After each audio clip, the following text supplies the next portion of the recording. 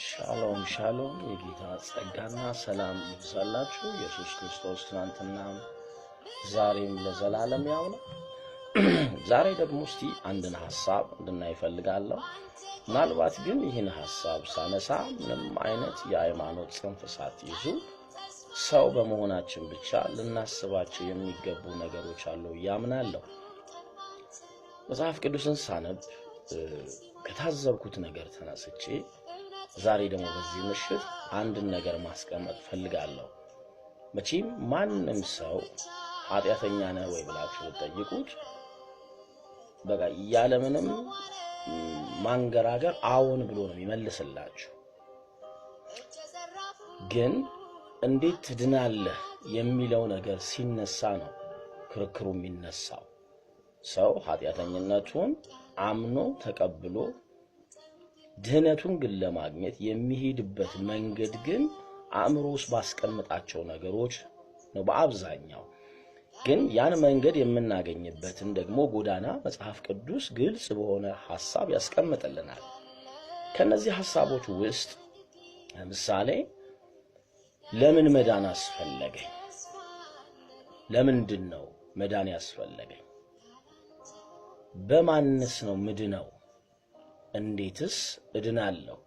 የሚባሉ እነዚህ ሶስት ሐሳቦች በሰው አእምሮስ ሊፈጠሩ የሚገባቸው ነገሮች ናቸው ብዬ አስባለሁ። ወደ ትንተናው ከመሄዳችን በፊት እስቲ ሁለተኛ ጴጥሮስ ምዕራፍ 3 ላይ ሄደን አንድ ሐሳብ እንመልከት። መጽሐፍ ሲነግረን እንዲህ ይላል። የምፈልገውን ሐሳብ ለመናገር ብቻ ስለሆነ ምክንያቱም እንዳይለጠጥ ቁጥር 5 ላይ ጴጥሮስ ሲናገር እንዲህ አለ። ሰማያት ከጥንት ጀምረው ምድርም በእግዚአብሔር ቃል ከውሃ ተጋጥማ በውሃ መካከል እንደነበሩ ወደው አያስተውሉም። ከላይ የሚያነሳቸው ሰዎች አሉ። ምክንያቱም ምንም የሚለወጥ ነገር የለም ጌታም አይመጣም ብለው የሚዘብቱ ዘባቾች ስለነበሩ ማለት ነው። በዚያን ምክንያት ያን ጊዜ የነበረው ዓለም በውሃ ሰጥሞ ጠፋ። በኖህ ዘመን የመጣውን ያንን መለኮታዊ ቅጣት እያሳየ ነው። አሁን ያሉ ሰማይና ምድር ግን እግዚአብሔርን ተመልከቱ የማያመልኩት ሰዎች እስከሚጠፉበት እስከ ፍርድ ቀን ድረስ ተጠብቀው በዚያ ቃል ለእሳት ቀርተዋል ይላል። እናንተ ግን ወዳጆች ሆይ በጌታ ዘንድ አንድ ቀን እንደ ሺህም አንድ ቀን እንደሆነ ይህን አንድ ነገር አትርሱ። ለአንዳንዶች የሚዘገያቸው እንደሚመስላቸው ጌታ ስለ ተስፋ ቃሉ አይዘገይም። ነገር ግን ሁሉ ወደ ንስሐ እንዲደርሱ እንጂ ማንም እንዳይጠፋ ወዶ ስለ እናንተ ይታገሳል። የጌታ ቀን ግን እንደ ሌባ ሆኖ ይመጣል።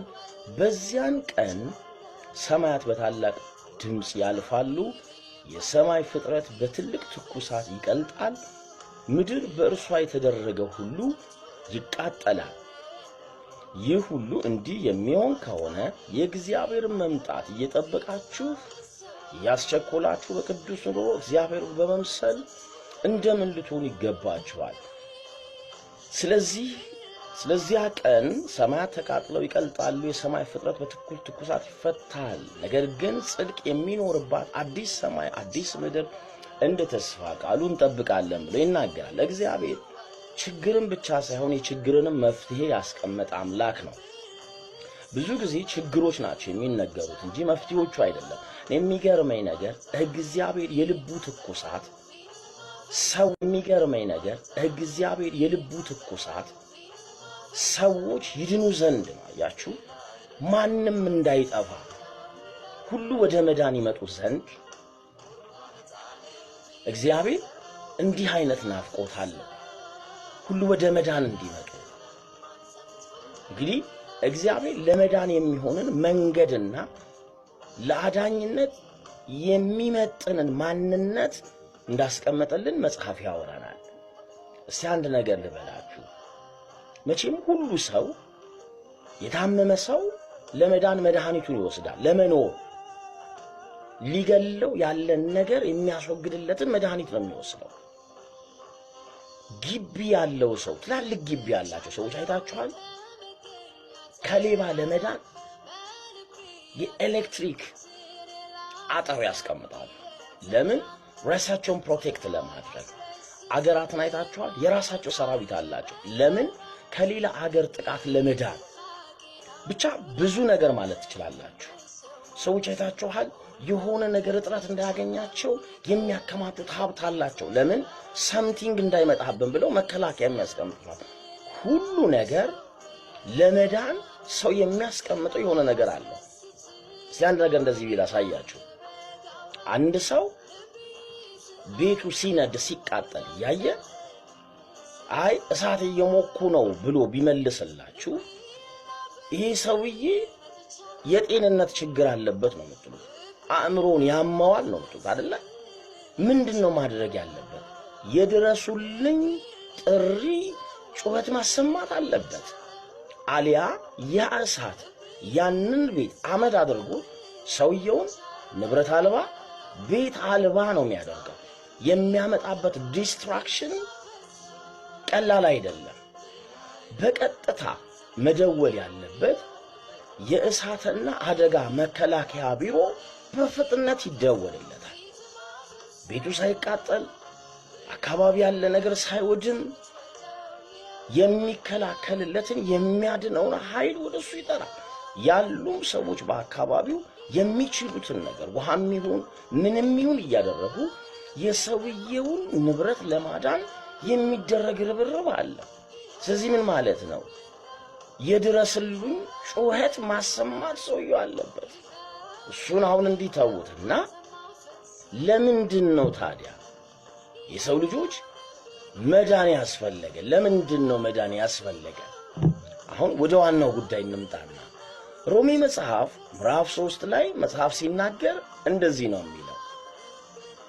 እንዲህ ብሎ ይናገራል። እንግዲህ ሰዎች መዳን ያስፈለገ መጀመሪያ ከሴት የተወለደ ሁሉ ከኃጢአት በታች የተዘጋ ስለሆነ ኃጢአተኛ ስለሆነ ሰው የሚያድነው አካል መምጣት አለበት።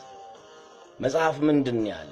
ሮሜ መጽሐፍ ምዕራፍ 3 ላይ ቁጥር 19 ላይ እንደዚህ ይላል፣ አፍም ሁሉ ይዘጋ ዘንድ ዓለምም ሁሉ ከእግዚአብሔር ፍርድ በታች ይሆን ዘንድ ሕግ የሚናገረውን ሁሉ ከሕግ በታች ላሉት እንዲናገር እናውቃለን።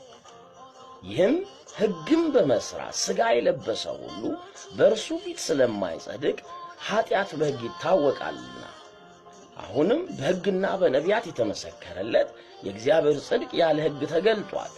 በእርሱ የሚያምኑ ሁሉ የሆነ በኢየሱስ ክርስቶስ በማመን የሚገኝ እግዚአብሔር ጽድቅ ነው፣ ልዩነት የለም። ሁሉም ኃጢአት ሰርቷል፣ የእግዚአብሔር ክብር ጎሏቸዋል።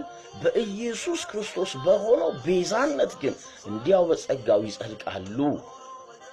እርሱም እግዚአብሔር በእምነት የሚገኝን በደሙ የሆነን ማስተሰሪያ አድርጎ አቆመው። ይህም በፊት የተደረገውን ኃጢአት በእግዚአብሔር ችሎታ